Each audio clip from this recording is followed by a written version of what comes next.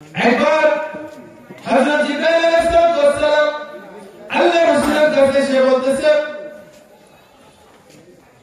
ও নবী, আল্লাহ রাব্বুল আলামিন ওহী পাঠিয়েছেন, আপনাকে এমন ব্যক্তিদের সাথে বসতে বলেছেন যারা সকাল সন্ধ্যা মাওলা পাকের জিকিরে ব্যস্ত থাকে।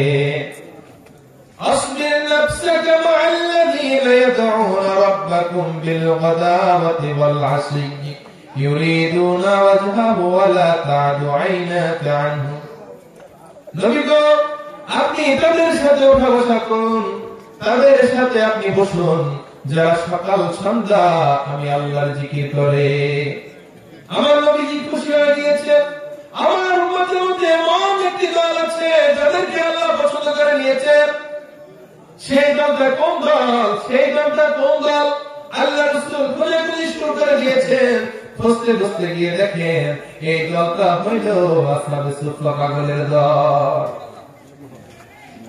পাগলের দল, পাগল না হইলে ভাই বাপ দিয়ে কি আর নবীজির সোহবতে পড়ে থাকে বছর বছর যুগ যুগ ধরে?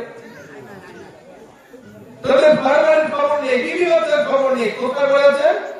নবীজি দরবার করে আছেন। কেন করে আছেন? নিজেদেরকে পরিশুদ্ধ করার জন্য, নিজেকে পবিত্র করার জন্য, নিজেদের ভিতর পরিবর্তন আনার জন্য তারা কোথায় করেছিলেন? মসজিদে নববীতে পড়েছিলেন। এই আসহাবে সুফফার অন্যতম একজন সদস্য হযরত সালমান ফারসি রাদিয়াল্লাহু তাআলা আনহু। হযরত সালমান ফারসি যার বয়স ছিলেন 350 বছর। রাসূলের দরবারে এসে বলতেছেন, ইয়া রাসূলুল্লাহ, ইয়া হাবিবাল্লাহ, আমি আপনার সোহবতে থাকতে চাই নবী গো। ও নবী, আপনি আমাকে আপনার সোহবতে রাখবেন নি? আমার দয়ার নবী, মায়ের নবী, বিশ্ব মানবতার মুক্তির দূত সাইয়েদনা মুহাম্মদুর রাসূলুল্লাহ সাল্লাল্লাহু আলাইহি ওয়াসাল্লাম ইজাজত দিলেন, ও সালমান তুমি আসতে পারো, ওয়েলকাম, সুস্বাগত, আহলান সাহলান মারহাবান, তোমার জন্য দরজা খোলা, তুমি আসতে পারো। হযরত সালমান তিনি ছিলেন কৃতদাস, চলে গেলেন তার মনিবের কাছে। তার মনিব ছিলেন একজন ইহুদি। ওই ইহুদির কাছে গিয়ে বলতেছে, মনিব, আমাকে আপনি মুক্ত করে দিন, আমাকে আজাদ করে দিন, আমি আমার রবের সন্ধান চাই, আমি দয়ার নবীজির সোহবতে থাকতে চাই। যখন সালমান ফারসি এই কথা বললেন, বলার সঙ্গে সঙ্গে তার কথাকে প্রত্যাখ্যান করে দিলেন। সালমান, না না, তোমাকে আজাদ করা যাবে না, তোমাকে আজাদ করলে আমার অনেক বড় লস হয়ে যাবে। কারণ সালমান ফারসি অনেক অভিজ্ঞ ব্যক্তি ছিলেন, 350 বছর বয়স, যার ভিতরে যুদ্ধের অভিজ্ঞতা ছিল, যার ভিতরে চিকিৎসার অভিজ্ঞতা ছিল, যার ভিতরে কৃষি বাজার অভিজ্ঞতা ছিল, প্রত্যেকটা বিষয়ে তার অনেক অভিজ্ঞতা ছিল। এমন অভিজ্ঞ ব্যক্তিকে তিনি হাতছাড়া করতে চান না। এই জন্য বলতেছেন, সালমান রে, তোমাকে আমি আজাদ করতে পারবো না। মনের দুঃখে রাসূলের কদমে গিয়ে বলতেছেন, ইয়া রাসূলুল্লাহ, ইয়া হাবিবাল্লাহ, আমি আপনার কদমে আসতে চাই গো নবী, কিন্তু আমার মনিব আমাকে ছাড়তে চাচ্ছে না। নবী গো, আপনি ব্যবস্থা করে দিন।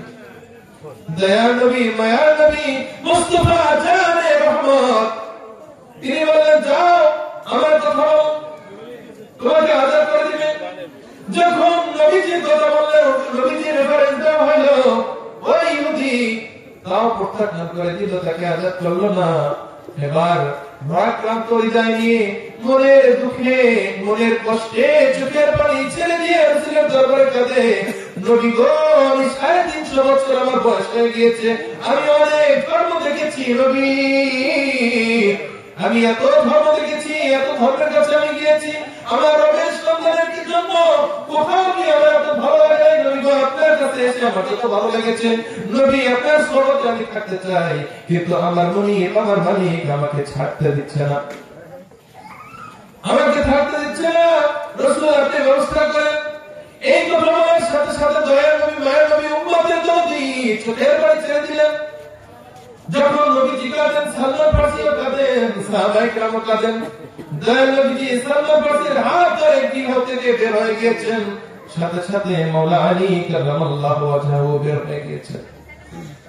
যখন ইহুদি মালিকের গাড়ির কাছে গিয়ে উপস্থিত হয়েছে, যখন ইহুদি মালিকের বাড়ির কাছে গিয়ে উপস্থিত হয়েছেন, দরজা knock করেছেন, ওই ইহুদি দরজা খুলে দিয়েছেন। দরজা খুলে দিয়ে দেখতেছেন দূরে দাঁড়িয়ে আছে এমন সুন্দর চেহারার অধিকারী, এমন ঝলমলে চেহারার অধিকারী তিনি আর কখনো দেখেন নাই। এত সুন্দর চেহারা, এত সুন্দর চেহারা, নূরের নবী, নূরের চেহারা, যে চেহারা দেখে তিনি নিশ্চিত হলেন এমন সুন্দর ব্যক্তি, এমন সুন্দর ব্যক্তি নিঃসন্দেহে আল্লাহ নবী। কিন্তু এখন সন্দেহ আছে, মনে মনে সন্দেহ আছে, যদি না হয় তাহলে পরীক্ষা করব। এবার পরীক্ষার পর্ব শুরু হয়েছে। সালমান ফার্সি বলতেছে আমাদের নবী এসেছে, আপনার সাথে কথা বলবে। ইহুদি মালিক বের হবে। রাসূলের দরবারে গিয়ে যখন উপস্থিত হলেন, রাসূলের কাছাকাছি উপস্থিত হলেন, আমার দয়ার নবী, মায়ের নবী দুজনের কান্ডারি বলতেছে, আপনি তাকে কেন আযাদ করেন না? তাকে আযাদ করার জন্য আপনি বিনিময়ে কি চাচ্ছেন আমাকে বলুন, দেখি আমি পূরণ করার চেষ্টা করব। তখন বললেন, আমি কোন বিনিময়ে, কোন কিছুর বিনিময়ে আমি সালমান ফার্সিকে আযাদ করব না। এবার সালমান ফার্সি আবার কেঁদে দিলেন। দয়ালজি বললেন, না, বলুন আপনি কি চান, আপনি কি চাচ্ছেন একে আযাদ করার বিনিময়ে? উনি কিছুতেই রাজি হচ্ছেন না। নবীজি বলতেছেন, আপনার রাজি হতেই হবে। তখন ইহুদি মালিক বলল, নবী গো, আমি একে আযাদ করতে পারি, কিন্তু কন্ডিশন রয়েছে। কি কন্ডিশন? বলেন, আমি খেজুরের বিচি দিব, এই খেজুরের বিচি রোপণ করার পর সেখান থেকে গাছ হবে, গাছ বড় হওয়ার পর সেখান থেকে খেজুর হবে, খেজুর হয়ে যখন পেটে মাটিতে পড়বে তখন আমি সালমান ফার্সিকে আযাদ করে দিব। এর আগে আমি পশ্চিম কালেও সালমান ফার্সিকে আযাদ করব না। সালমান ফার্সি আবারও কান্না শুরু করে দিয়েছেন, অবুরে কাঁদতেছেন আর বলতেছেন, এই যে সময় দিল মিনিমাম 12-15 বছরের সময় দিয়ে দিল, কারণ একটা খেজুর গাছ বড় হতে মিনিমাম 10-12 বছর সময় লাগে। এই 10-12 বছর পর্যন্ত আমার এখানে গোলামি করতে হবে। আল্লাহ রাসূল বলেন, আচ্ছা ঠিক আছে, যান আপনি খেজুরের বিচি নিয়ে আসেন। ওই ইহুদির ভিতরে কৌতূহলী জেগে উঠল, এখন যদি খেজুরের বিচি দেই তো 10 বছর হোক আর 15 বছর হোক, এরপরে হইলে তো কি হবে, সালমান ফার্সি আযাদ হবে। কিন্তু আমি কোন ক্রমেই সালমান ফার্সিকে আযাদ করতে চাচ্ছি না। এই চিন্তা ভাবনা করে তিনি দৌড় দিয়ে ঘরের ভিতরে প্রবেশ করলেন, গিয়ে সিন্ধুকের ভিতর থেকে খেজুরের বিচি নিয়ে আসলেন। যে খেজুরের বিচি, যে বীজ খেজুর যেটা দ্বারা গাছ হয়, ওই বীজ খেজুরের বিচিগুলো অনেক দামি হয়, বিদায় ওগুলোকে রাখতে হয় যত্ন সহকারে। তাই সিন্ধুকের ভিতরে রেখে দিয়েছেন। ওই খেজুরের বীজগুলো তিনি কি করেছেন, তাড়াতাড়ি বের করে রান্নাঘরে চলে গেছেন। রান্নাঘরে গিয়ে তার বিবিকে বলতেছেন, বিবি তুমি তাড়াতাড়ি পানি সিদ্ধ করো, পানি সিদ্ধ করো। তো বিবি বলতেছে, হ্যাঁ দরকার আছে। বিবি পানি সিদ্ধ করতেছে, ওই সিদ্ধ টকবগে ফুটন্ত পানির ভিতরে খেজুরের বিচিগুলো ঢেলে দিয়েছে। বিবি বলতেছে, এত দামের খেজুরের বিচি আপনি সিদ্ধ করতেছেন কেন? বলতেছে, এই খেজুরের বিচি যদি আমি নবীজির কাছে দেই তাহলে আজ হোক আর কাল হোক একদিন না একদিন সালমান ফার্সি আযাদ হয়ে যাবে। কিন্তু খেজুরের বিচি সিদ্ধ করে দিলে এখান থেকে আর গাছও হবে না, আর সালমান ফার্সিও কোনোদিন আযাদ হবে না। বিবি রাত দিয়ে বলতেছে, অনেক বেঈমান দেখেছি, বদমাশ দেখেছি, কিন্তু আপনার মতো এত নেমো খারাপ বেঈমান আমি আর কখনোই দেখি নাই। ওই ইহুদি রাত দিয়ে বলতেছে, তুমি আমাকে যাই বলো না কেন, আমি কোন ক্রমে সালমান ফার্সিকে আযাদ করতে রাজি নই। পানি সিদ্ধ করতেছে, উন্নত পানির ভিতরে খেজুরের বিচিগুলো ঢেলে দিয়েছে। এমন সময় যখন খেজুরের বিচি সিদ্ধ হয়ে গিয়েছে, সিদ্ধ হওয়ার পর সেই খেজুরের বিচিগুলো সেখান থেকে বের করে তারপর ধুলাবালির সাথে মাখাইতেছেন, যাতে করে নবীজি বুঝতে না পারে যে খেজুরের বিচিগুলো সিদ্ধ করা হয়েছে। কিন্তু দয়ার নবী, মায়ের নবী, যিনি অন্তর্যামী, অন্তরের খবর জানেন, জানেন কি জানেন না? জানেন কি জানেন না? খেজুরের বীজগুলো নিয়ে দয়াল নবীজির কাছে যখন দেওয়া হলো, দয়াল নবীজি মুস্কি হাসি দিলেন, আলীকে বললেন, আলী গো, তুমি এই খেজুরের বীজগুলি আমি যখন রোপণ করব, তুমি ঢেকে দিয়ে একটু পানি দিয়ে দিবে। সালমান ফার্সিকে বললেন, তুমি গর্ত করে যাও। সালমান ফার্সি গর্ত করে গেল। বীচি গণনা করা হয়নি, যতগুলো গর্ত করেছে অতগুলো বীচি হয়েছে। সুবহানাল্লাহ, সুবহানাল্লাহ। এরপরে ঘোষণা দিয়েছেন, পানি দেওয়ার পর পিছনের দিকে তাকাতে না। সালমান ফার্সি গর্ত করে যায়, দয়াল নবীজি বীচিগুলো ফলাইয়া যায়। হযরত আলী কারামাল্লাহু ওয়াজহাহু তিনি মাটি চাপা দিয়ে তারপরে একটু পানি দিয়ে যায়। রোপণ করা শেষ, পিছনের দিকে তাকিয়ে দেখে খেজুর গাছ বড় হয়ে গিয়েছে। সুবহানাল্লাহ, খেজুর গাছ বড় হয়ে গিয়েছে, সেখান থেকে খেজুর হয়ে গিয়েছে। খেজুর হওয়ার পর সেই খেজুর গাছ থেকে 5টি খেজুর পড়ে গিয়েছে। এই দৃশ্য দেখতেছে ওই ইহুদি এবং তার স্ত্রী ঘর থেকে সোফা সেট নামাইয়া বাইরে বসে, স্বামী স্ত্রী বসে বসে এই দৃশ্যগুলো দেখতেছে। আর দয়াল নবীজি বীজগুলো লাগিয়ে যাচ্ছেন। বীজ লাগানোর এই দৃশ্য দেখে ইহুদি মালিক বিমুগ্ধ হয়ে গিয়েছে। যখন খেজুর গাছ বড় হয়ে গিয়েছে, সেখানে খেজুর হয়েছে, 5টা খেজুর সেখান থেকে মাটিতে পড়ে গিয়েছে। মাওলা আলীকে বলল, আলী রে, যাও যাও যাও, ওই 5টা খেজুর তুলে নিয়ে আসো। মাওলা আলী 5টা খেজুর তুলে নিয়ে আসো। দয়াল নবীজি সেখান থেকে একটি খেজুর খাইল। সালমান ফার্সিকে একটি খেজুর দিল, মাওলা আলীকে একটু খেজুর দিল। ওই ইহুদি মালিক এবং তার স্ত্রী দুজনকে 2টা খেজুর দিল। ইহুদি মালিক এমন অবস্থা দেখে নিজেকে আর সংযত রাখতে পারেন নাই, নিজেকে আর ধরে রাখতে পারেন নাই। দয়াল নবীজির কদমে হাম করে পড়েছে, নবী গো, অনেক বড় অন্যায় করেছি, অনেক বড় অপরাধ করেছি নবী। ও নবী, আমাকে ক্ষমা করে দিন, আমাকে আপনি মাফ করে দিন। এবার ইহুদি বলতেছে, নবী, আমাকে আপনি মধুর কালিমা পড়িয়ে ইসলামের সুশীতল ছায়াতলে আশ্রয় হওয়ার সুযোগ দিয়ে দিন। লা ইলাহা ইল্লাল্লাহু মুহাম্মাদুর রাসূলুল্লাহ সাল্লাল্লাহু আলাইহি ওয়াসাল্লাম। আল্লাহুম্মা সাল্লি আলা সাইয়্যিদিনা মাওলানা মুহাম্মদ আলা আলি সাইয়্যিদিনা মাওলানা মুহাম্মদ। শ্রাবণ ধারা আনলো প্লাবন, নিভল পৃথিবীর সকল দাহন। আষাঢ়ে আষাঢ়ে ভিজল মরু, সাহারা পেল ছায়া তরু। তুমি দিলে রাহমের সব দ্বার খুলি, কেমনে তোমায় রই ভুলি।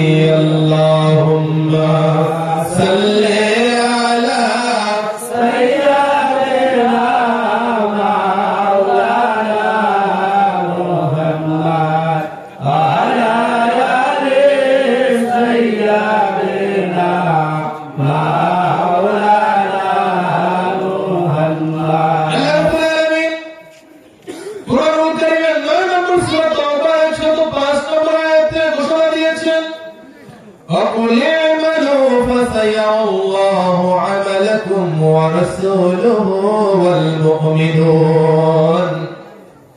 তোমরা আমল করো, তোমাদের আমল দেখেন কে? আল্লাহ। শুধু আল্লাহ একাই দেখেন, সে কথা বলে আল্লাহ রাব্বুল আলামিন ক্ষান্ত হন নাই। আল্লাহ রাব্বুল আলামিন বলেন, তোমাদের আমল আমার রাসূল দেখেন। সুবহানাল্লাহ। তাহলে কোথায় কি হয় কি না হয় এটা আল্লাহ দেখেন, আল্লাহ রাসূলও দেখেন। শুধু আল্লাহ দেখেন আর আল্লাহ রাসূল দেখেন, আর কেউ দেখেন না। সেটা আল্লাহ ঘোষণা দিয়েছে, ওয়াল মুমিনুন, যারা মুমিন, যারা আল্লাহর ওলি, তারা দেখেন। সুবহানাল্লাহ। আল্লাহ দেখেন, আল্লাহ নবীও দেখেন, এবং যারা আল্লাহর ওলি আছেন তারাও দেখেন। সুবহানাল্লাহ। একবার মাওলা আলী কারামাল্লাহু ওয়াজহাহু তিনি স্বপ্নে দেখতেছেন মসজিদে নববীতে দয়াল নবীজি নামাজ পড়াইতেছেন। ওই নামাজে মাওলা আলী কারামাল্লাহু ওয়াজহাহু সহ অনেক সাহাবায়ে কেরাম সেখানে উপস্থিত ছিলেন। নামাজ শেষে এক মহিলা মসজিদের বাইরে জানলা থেকে দয়াল নবীজিকে উদ্দেশ্য করে বলতেছে, নবী গো, ও নবী, আমার খেজুর গাছে সর্বপ্রথম খেজুর ধরেছে। নবী গো, বরকতের জন্য এই খেজুরগুলো আপনার জন্য নিয়ে আসছি।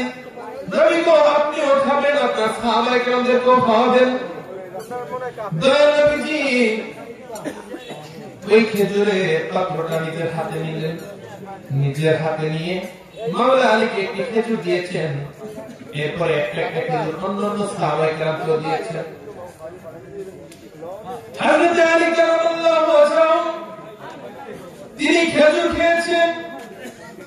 মাওলা আলী বলেন, আমি এত সুস্বাদু, এত সুমিষ্ট খেজুর আমি আর কোনোদিন খাই নাই। স্বপ্নে দেখেছেন খেজুর খেয়েছেন। খেজুর বন্টন করার পর পাত্রে কিছু খেজুর অবশিষ্ট আছেন। এবার মাওলা আলী কারামাল্লাহু ওয়াজহাহু বলতেছেন, ইয়া রাসূলুল্লাহ, ইয়া হাবিবাল্লাহ, এত সুস্বাদু খেজুর আমি আর কোনোদিন খাই নাই, যদি আমাকে আর কি খেজুর দিতেন আমি খুশি হতাম।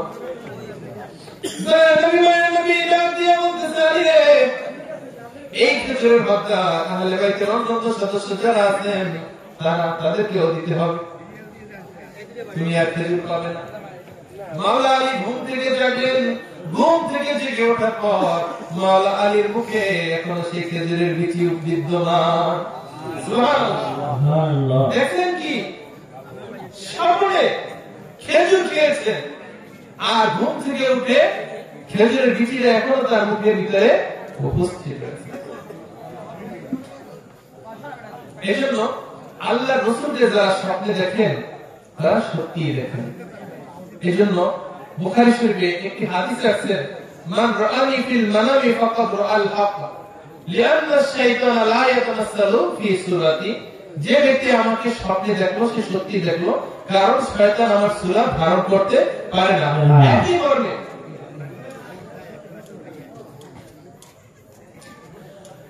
মর্মে আরেকটা হাদিস আছে, যে হাদিসটা হলো, মান রাআনি ফিল মানামি ফাসায়রানি ইয়াকুলান, যে আমাকে স্বপ্নে দেখলো সে বাস্তবে শীঘ্রই আমাকে দেখবে। সুবহানাল্লাহ। আমরা তো স্বপ্নে দেখলে ওই শুয়ে দেখি যে রুটি পিঠা খাইতেছে, কিন্তু ঘুম থেকে জায়গা দেখি বালিশের তুলা সব মুখের মধ্যে।